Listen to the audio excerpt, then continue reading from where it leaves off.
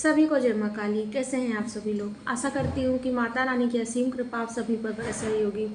आज हम लोग बात करेंगे चेतना और आध्यात्मिक चेतना, इन दोनों में क्या अंतर होता है, क्या अलग अलग चीज़ें होती हैं दोनों के अंदर। ठीक है, तो वीडियो में अंत तक बने रहिएगा, पूरी बात सुनिएगा। अगर आपको अच्छी लगे तो कमेंट में जय माँ काली ज़रूर लिखिएगा और चैनल को अगर सब्सक्राइब नहीं किए हैं तो ज़रूर करिएगा।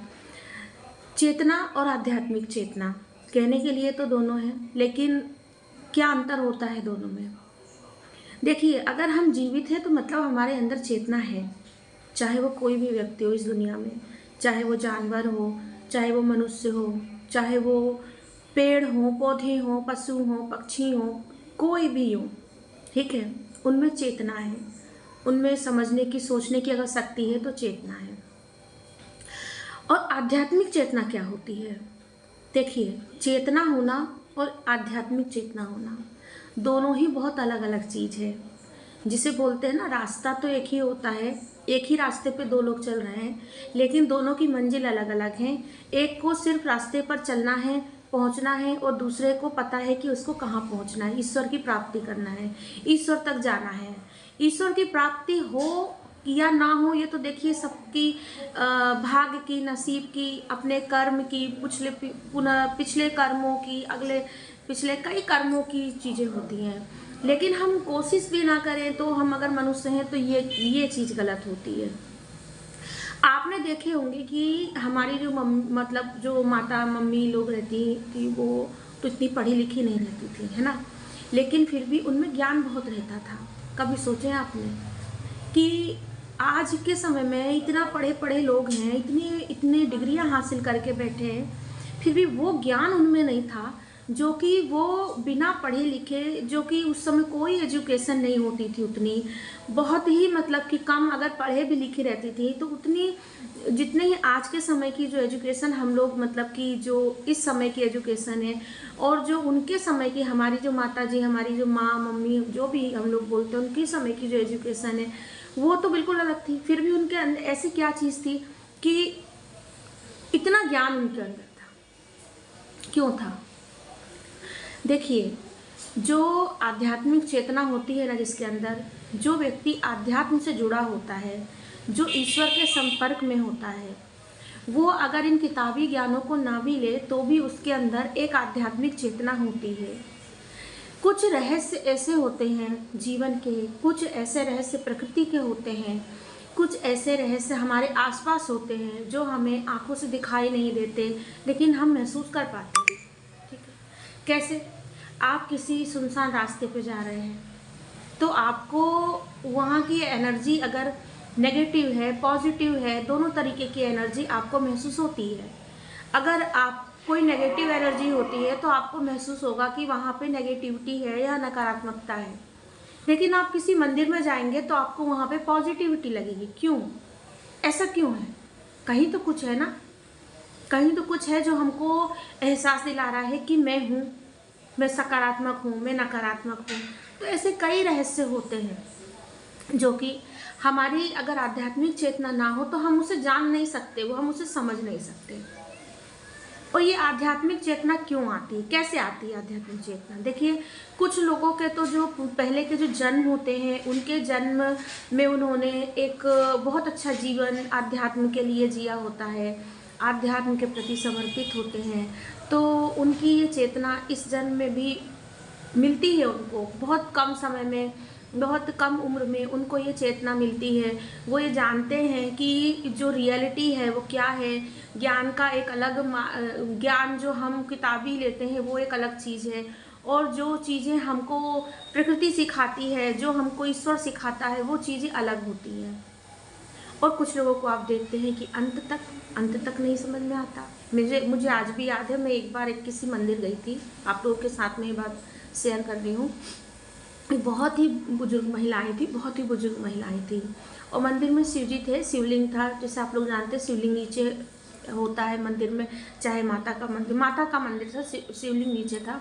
और वहाँ पे एक बुजुर्ग महिला आई तो पंडित जी से पूछने लगी, कहने लगी, बोले कि मेरा मन नहीं लग रहा है, मुझे शांति नहीं मिल रही है, मुझे कोई उपाय बताओ। मैं बैठी थी वहाँ पे, पूजा करने मंदिर में गई थी, तो मुझे मन में एक चीज़ आई कि क्या हम एक उम्र बीत जाने के बाद भी, अगर हमारे मन में ये सवाल आ रहा है, एक अवस्था बीत जाने के बाद भी हमारे मन में ये सवाल आ रहा है कि हमको शांति कहाँ मिलेगी, तो क्या कहीं ना कहीं हमारी आध्यात्मिक चेतना में कमी नहीं है?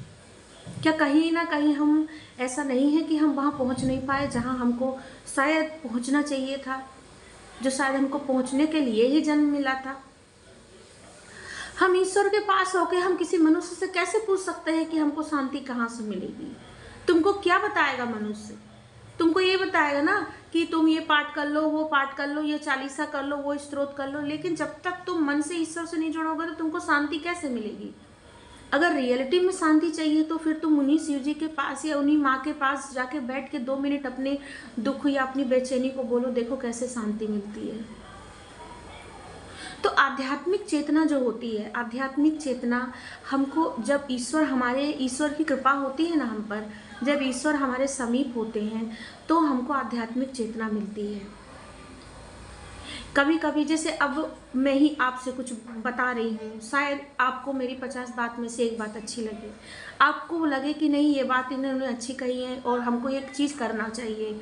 उसी मार्ग से हो सकता है कि आप ईश्वर से जुड़ जाए, मैं भी कहीं ना कहीं किसी न किसी से जुड़ी, या कहीं ना कहीं मुझे कोई ऐसा मिला होगा, ऐसे कोई लोग मिले होंगे। तो मैं